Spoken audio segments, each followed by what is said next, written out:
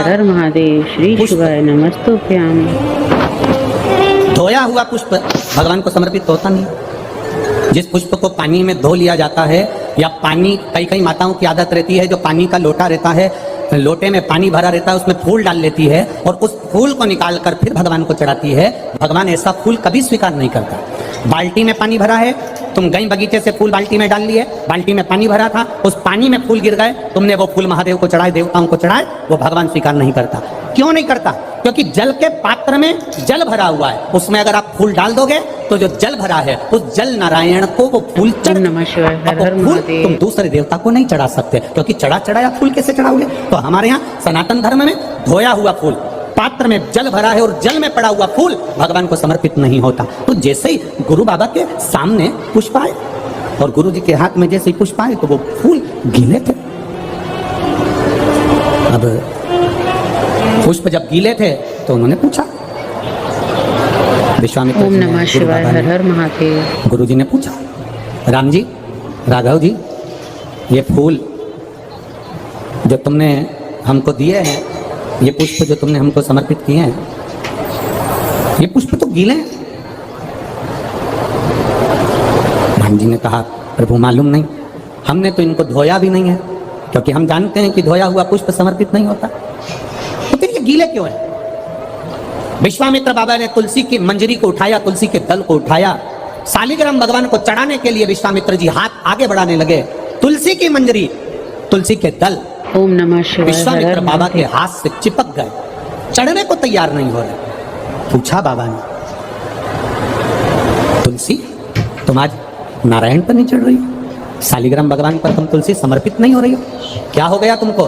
तुलसा जी कहती हैं, गुरुदेव, तुलसी के क्यारे में हम सारी बहनें एक साथ बड़ी हुई हैं, तुलसी का पौधा लगकर हम एक साथ बड़ी हुई, पर माता जानकी जी जब बगीचे में घूम रही थी तो उनके वस्त्र हमारे पौधे पर आ गया और उनके चलने से, सीता जी के पल्लू के उस चीर से हमारे कुछ पत्ते टूटकर जमीन पर गिर गए।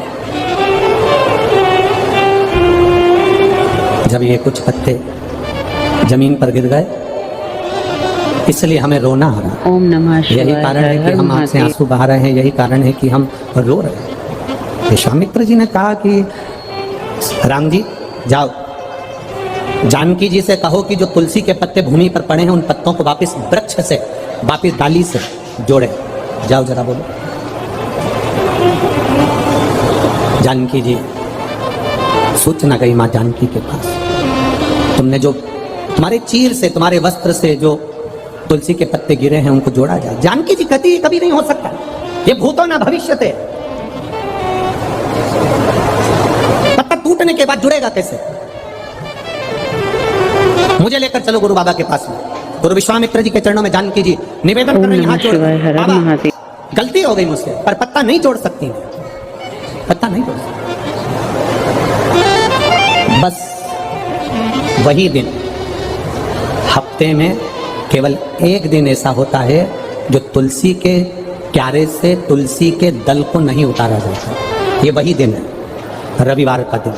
केवल ओम नमः शिवाय, हर हर दिन मां जानकी जी ने विश्वामित्र जी के चरणों को दंडवत कर कहा, गलती हो गई, क्षमा करो। विश्वामित्र बाबा ने उस दिन शालिग्राम बाबा पर तुलसी का दल नहीं चढ़ाया।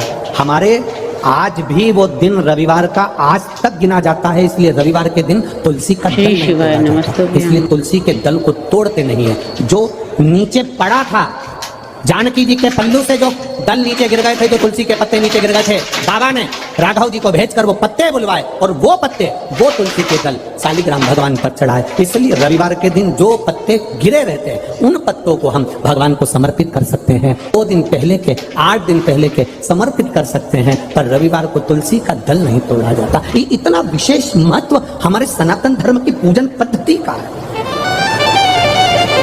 इतना विशेष।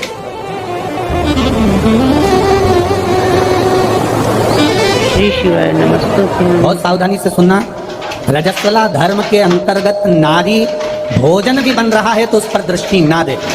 रजस्वला धर्म के अंतर्गत नारी पूजन वाली जगह पर ना जाए।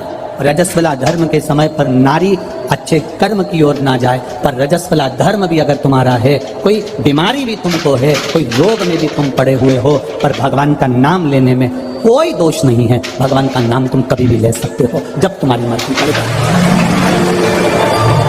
7 दिन का नियम धारण करो। सुबह उठो, भगवान का नाम लो, स्नान करा, पूजन करो, बाबा के मंदिर में जाके 1 लोटा जल समर्पित करो, घर आओ, भोजन करो।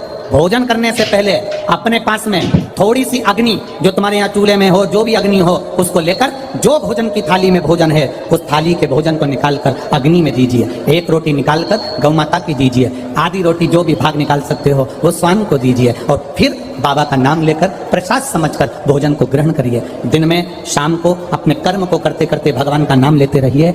जैसे ही प्रदोष काल आए, शाम का समय आए, भगवान देवाधिदेव महादेव का स्मरण कर कर 1 दीप दरवाजे के बाहर लगाओ और बाबा का भजन करो। 7 दिन जो नियम धारण करता है, 7 दिन में किसी न किसी रूप में मेरा महादेव आकर एक बार दर्शन जरूर देता है, ये निश्चितता। पर उसमें हमारी पवित्रता होना चाहिए, उसमें हमारी पवित्रता हो, उसमें हमारी पवित्रता का भाव हो। हम पवित्र भाव से, शुद्ध भाव से हम भगवान का भजन,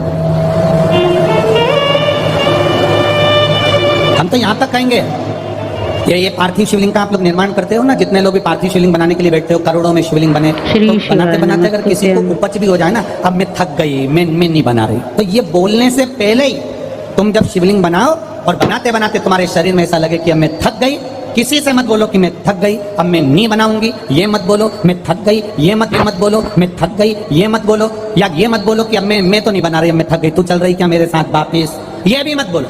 आपसे नहीं बन रहा शिवलिंग बनाते हुए, आप बस उस शिवलिंग को बनाकर हाथ जोड़कर बाबा देवाधिदेव महादेव से प्रार्थना करिए, भगवान शंकर से निवेदन करिए, भगवान शिव से प्रार्थना कर कर बाबा से विनती करो, बाबा आपकी कृपा से जितना बन सका मैंने आपके शिवलिंग का निर्माण किया है, बाबा ये आपकी करुणा या आपकी उदारता या आपकी दया है जो ये मैंने बनाया। श्री शिवाय नमस्तुभ्यं। से आपकी दया से, आपकी उदारता से मैंने निर्माण किया है, ये उनसे निवेदन किया है। ओम नमः शिवाय। हर हर उनसे महादेव। प्रार्थना करें।